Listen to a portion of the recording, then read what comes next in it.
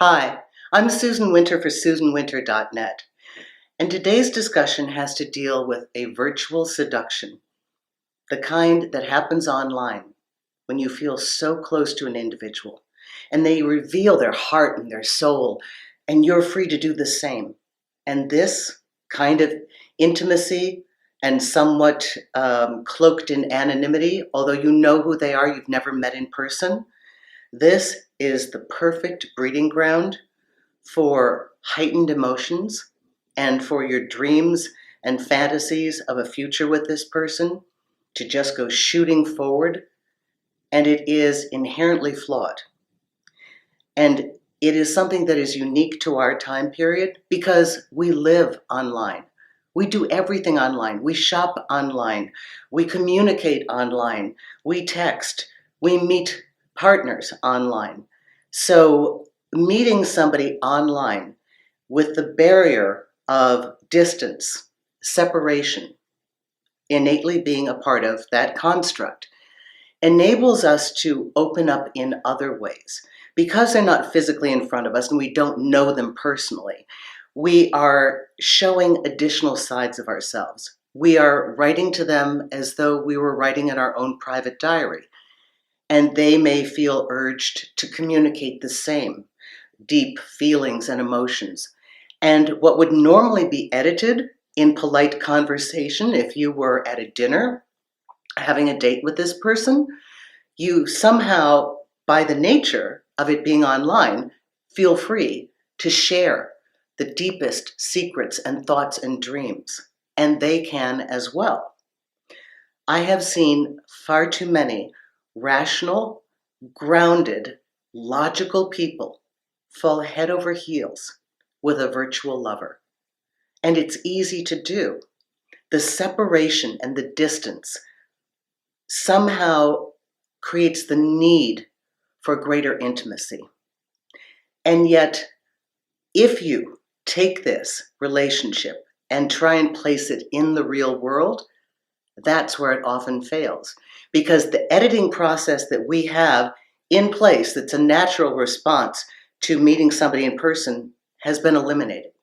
And everything that is necessary to create an unguarded form of conversation is how that relationship has been built.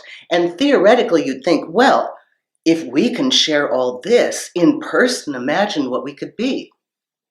But the dark side of this and the downside of it is that you really don't know, given this relationship put to the test to meet in person, if that person could or would want to meet in real life. Because the cloak of online love affairs is a creature unto itself, and to bring it out into the light is too terrifying. My friend just went through this, a year-long situation with a man. She said she has never felt more connected to another human being because of what he shared and gave her.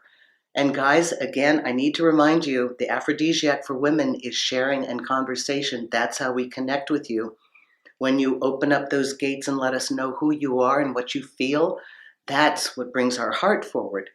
And so this medium, where you can't show up physically and can only share these emotional details through something that we write, when you actually take that person and put them face to face in real life, they're terrified and they won't want it to happen. So if you feel that you are falling in love with somebody online, if you know that you already are in a virtual relationship, you may also be discovering that it's almost impossible to get this person to meet in real life, because meeting in real life would destroy this entire fantasy. It's like it's happening in a bubble. So what is possible in a bubble is not always transferable to real life. So I'd ask you to take extra caution if you see yourself getting involved in the information that you're reading and the sensitivity with which this person is sharing. Not that it's not a part of them, But very few people who reveal that much in a private medium are able to sustain the same level of open and honest communication in real life.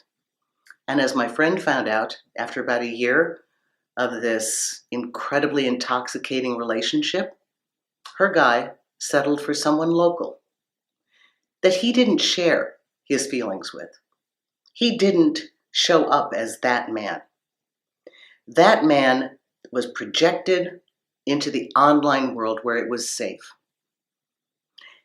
And whatever life he's living with this current woman is his regular guy life. And this is very often the case. So please take a look at the dynamics of what you have in what you feel is, oh, the love of my life. Really take a look at it.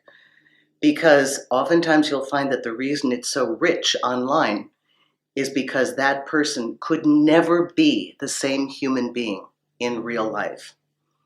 I hope this helps you, and I wish you the very best in dating and in love. Susan Winter for SusanWinter.net. If you care to listen by podcast, please tune into the Susan Winter Show on iTunes. Thank you.